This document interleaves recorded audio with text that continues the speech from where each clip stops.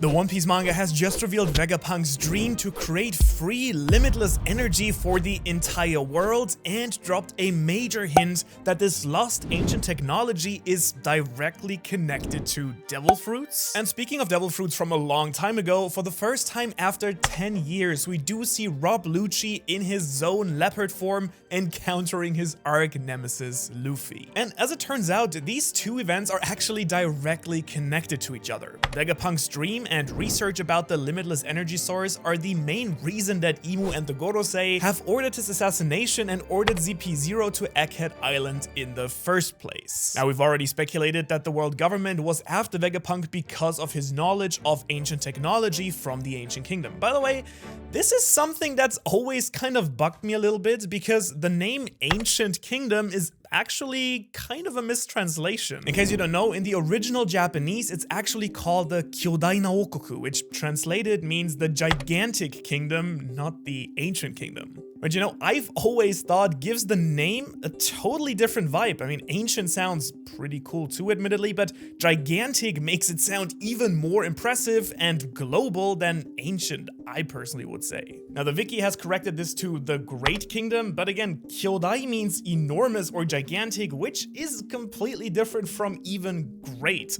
And it's not only the adjective that's kind of wrong here, I think the translation Ancient Kingdom has also created the impression amongst Western fans at least, that the ancient weapons are part of the Ancient Kingdom, something that we actually don't know for a fact. I mean, of course, yeah, they could have been weapons owned by Joy Boy, but it's also possible that the ancient weapons were created by someone else much earlier, and they could even turn out to be what destroyed the Ancient Kingdom in the first place. Which I guess would explain why Imu uses what seems to be the ancient weapon Uranus. Now, I'm not sure if this translation mistake was made because both the Gigantic Kingdom and the ancient weapons date back from the Void Century, or because Kyodai, gigantic, and Kodai, ancient, sound so similar. Okay, sorry for that little rant, but I do think it's kind of important here though, because Vegapunk uses Kodai in this chapter twice to describe the ancient energy and the ancient machine soldier. Now, I don't know about you, but to me that sounds a lot like this ancient robot, as well as the three ancient weapons were all powered by this unlimited ancient energy that Vegapunk is looking for so desperately. I mean, those three actually do share a common naming scheme, unlike the Gigantic Kingdom. And I do believe that this mysterious ancient energy is connected to the power of devil fruits, or more specifically to one specific devil fruit. Okay, so Vegapunk's dream to create limitless free energy for the world is actually inspired by another famous inventor.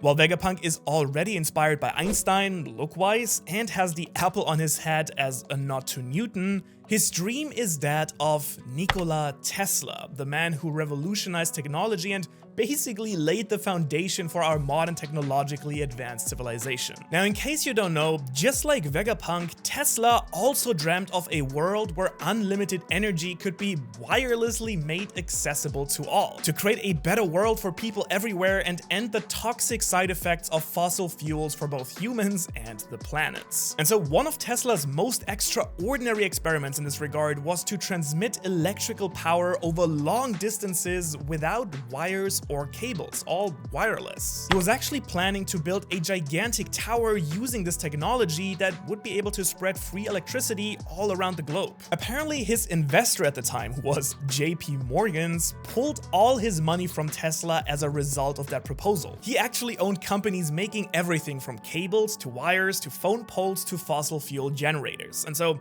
he had absolutely no interest in financing a project that could result in free electricity.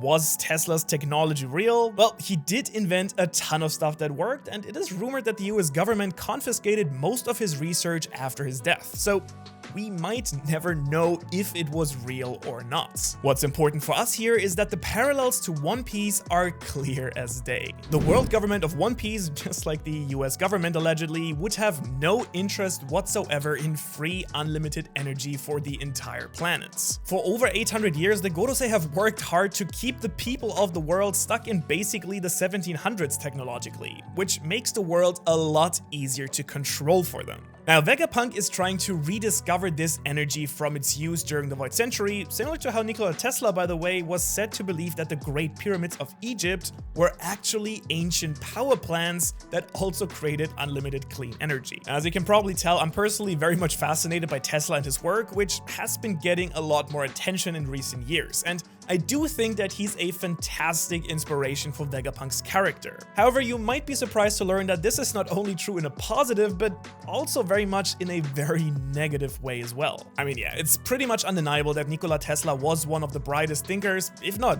the brightest thinker in modern human history, just like Vegapunk is for One Piece. However, as a person, he was far from a great guy if you read up on him. I mean, not only was he said to be incredibly antisocial and delusional to a certain extent, but he was also a big believer in eugenics, basically Nazi philosophy, convinced that certain types of people should be systematically eliminated. And he wrote that in 1935, by the way. Bad timing. And as I've talked about before in other videos, Vegapunk does share this much darker side to his character as well. Yes, he has good ideals and wants to end wars, which is why he gets along great with Dragon, I think, and comes off as a genuinely good and funny guy, but he also has been conducting inhuman and ethically terrible experiments on humans and other life forms. I mean, literally, on this chapter's cover story, we have Caesar and Judge Vinsmoke thinking about their former glory days, which just drives this point home even more, I think. Think of Sanji and his siblings, the kids on Punk Hazard, gas weapons, and all the military assets that Vegapunk has created for the government, including the 𝙻𝚎𝚐𝚐, by the way, that now literally have come to take him out this chapter. So yeah, Vegapunk has good ideals, but doesn't mind doing bad things in the name of scientific progress. As a result, I am incredibly curious which direction Oda will take his character in and if this will become a major plot point or not. Because I feel at least that Oda has made it a point to show us both sides of the genius doctor. But for now, let's get back to the ancient energy and devil fruits. If there used to be unlimited power during the Void Century, it does explain how a technologically advanced civilization was able to reshape the entire planet and how a war on this level could truly throw back society by 500 years. Now, I already mentioned that the ancient weapons and the ancient mechanic soldier were clearly powered by this ancient energy. But when you think about it, this also means that 200 years ago, when the robot attacked Marijoa, someone had access to this energy. So what could this be, and who was that mysterious person? When you think about it, there's actually one more example of ancient technology that uses large amounts of energy. The hidden city on the moon that Enel discovered. They are the remains of this technologically advanced sky people who at some point ran out of resources on the moon and thus came down to Earth. Who knows, maybe this was their attempt at fixing their resource problem. It might also be the answer to why Vegapunk is specifically talking about ending war for resources, because I mean, not to be mean, but so far I feel like we actually haven't seen that being an issue at all in One Piece so far. Have there been any wars for resources? I don't think so. But anyways, this ancient city on the moon is reactivated by Enel's electricity powers. Now, I have already speculated about this mysterious ancient power source before. It could be a form of nuclear fusion, for example, same as happens in the sun, which would fit well with Luffy and his sun god fruit. In that way, Luffy bringing the dawn could also mean bringing light in the form of unlimited energy, which I will say I still do like a lot. But it could also be that Enel and his fruit are much more important than we all expected. I mean, maybe the man with the god complex really has the power of a god. After all, as we've seen on 𝙻𝚎𝚐𝚐, he's pretty much able to generate pretty much unlimited energy on a ridiculous scale. He was also able to power up this entire city with one single attack. So the Goro Goro no Mi might well be this source of infinite energy that Vegapunk is looking for. Or who knows, maybe it's the other way around. It could also be that devil fruits themselves are powered by this infinite energy, which then allows them to create their incredible powers. I mean, think about it. If devil fruits are actually a technology and not just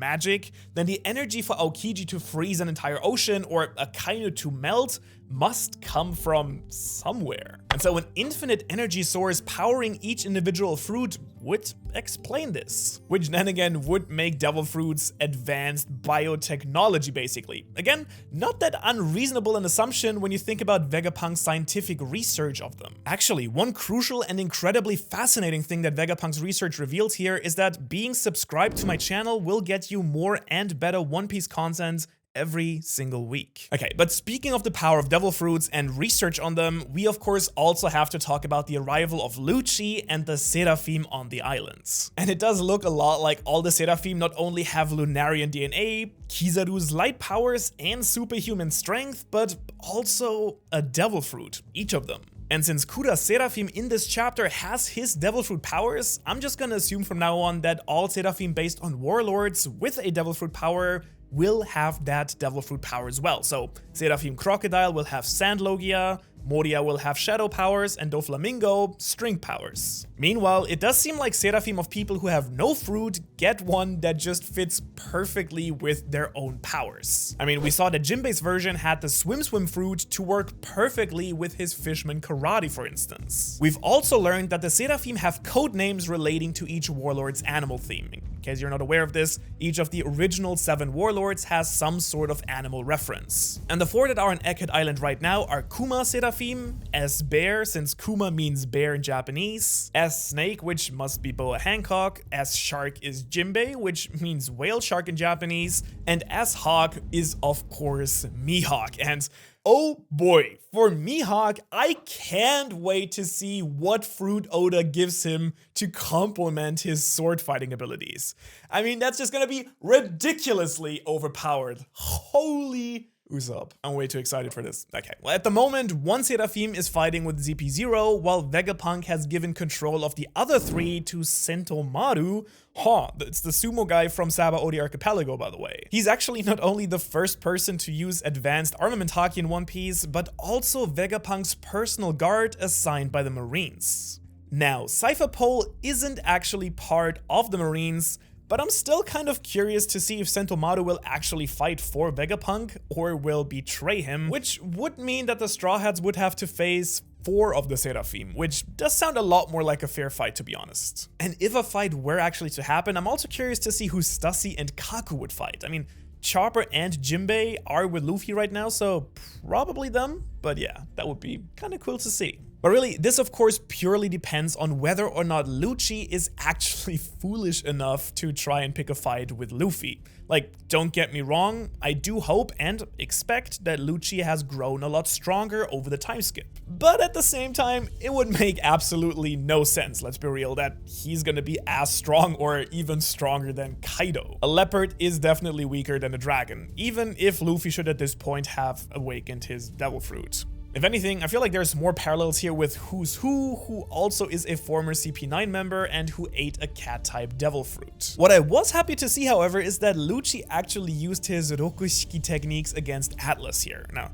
I'm probably not the only one who felt like these techniques became a little bit obsolete after the introduction of Haki, but it does look like Oda is determined to show that these powers are actually still important and useful in the story. Now, if Luffy actually ends up fighting Luffy, and Luffy does end up taking a few hits next chapter or so, I just want you to calm down and remember that Luffy barely goes all out right from the start. I mean, if anything, I can really see Luffy taking a few heavy hits from Lucci before then finishing him off pretty quickly. But then again, who knows? It might also be Kuma who will end up fighting Lucci. After all, the real Kuma is, as we now know, also coming to Egghead Island right now. And just to throw it out there, it would be kind of sick if Kuma would actually send Luffy somewhere again this time around as well, even if I'm not sure where that would be, but still. And I'm sure that Vegapunk also still has a lot of tricks up his sleeve to show us as well, especially when you consider his incredibly overpowered devil fruit that might be the most powerful in the story that I discussed in a lot of detail in last chapter's review right here. So